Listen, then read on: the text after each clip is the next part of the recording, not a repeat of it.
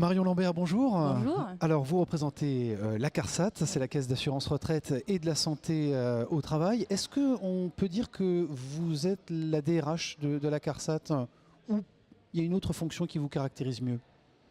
Alors moi je suis responsable d'un département qui s'appelle Qualité de vie au travail, qui est au sein de notre direction des ressources humaines. C'est un département qui est né il y a 5 ans maintenant et qui est vraiment sorti de notre conviction première qui était qu'on devait mettre beaucoup d'énergie à accompagner nos managers.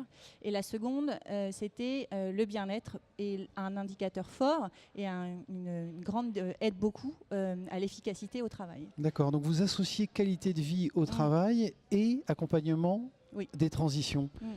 De quelle transition on parle à la CARSAT ? Eh bien, on parle des transitions que vivent beaucoup d'organismes du secteur public. J'espère que vous aurez remarqué qu'on sert désormais nos assurés qu'on nomme clients de manière très différente. Donc, le numérique est venu clairement nous impacter. La baisse de nos effectifs est venue nous impacter. L'évolution de notre pyramide des âges, tout ça nous a fortement amené à nous questionner sur la manière dont on allait devoir servir nos clients et de la manière dont on allait s'assurer qu'on avait les compétences et les ressources en interne pour bien le faire. Donc oui, on associe clairement la transition et la qualité de la vie au travail.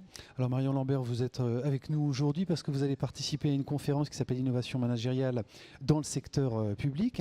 Quels sont les bons messages que vous allez transmettre, que vous allez partager ? Avec beaucoup d'humilité, ça sera les messages d'un vécu. Et je pense que le changement, c'est quelque chose qui est différent dans chaque organisme. Je pourrais dire qu'il faut du temps pour que ça se fasse. Il faut beaucoup d'humilité pour accepter que chacun le fasse à son rythme. Il faut beaucoup d'envie, d'enthousiasme et de grande qualité humaine pour que chacun vraiment trouve sa place dans ce qui fait une communauté d'acteurs. Vous dites qu'il faut du temps. Est-ce que vous constatez parfois des formes d'impatience ? On a besoin de victoires rapides et qu'on voudrait que ça aille plus vite. Alors, comme je suis honnête, je pourrais parler de ma propre impatience des fois. Bien sûr, dans un collectif de travail, tout le monde n'est pas prêt au même moment. On sait qu'il y aura forcément des précurseurs, ceux qui vont porter le changement, ceux qui vont être un petit peu en attente et qui vont être assez séduits finalement par ce qui bouge, et puis ceux qui vont être beaucoup plus difficiles à qui on va avoir plus de mal à donner de l'enthousiasme. Donc oui, il faut du temps. Alors comme je suis bien informé, je sais que vous suivez une formation en ce moment qui s'appelle le coaching systémique. De quoi il s'agit concrètement ? Qu'est-ce que c'est le coaching systémique ? On est tous membres d'un système qui interagit forcément sur nous. Voilà, si moi demain je change d'équipe, ma manière d'être va forcément être différente et les autres vont forcément interagir de manière différente avec moi. Donc c'est à chaque fois qu'une problématique survient dans une équipe, la regarder en global et non pas concrètement sur un individu.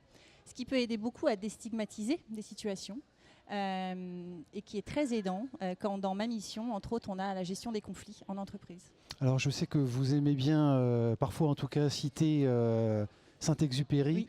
Vous dites que la grandeur d'un métier est peut-être avant tout d'unir des hommes. Il n'est qu'un luxe véritable et celui des relations humaines. C'est ça qui vous anime dans votre quotidien ? Ah oui, et ça m'émeut d'ailleurs d'entendre cette citation.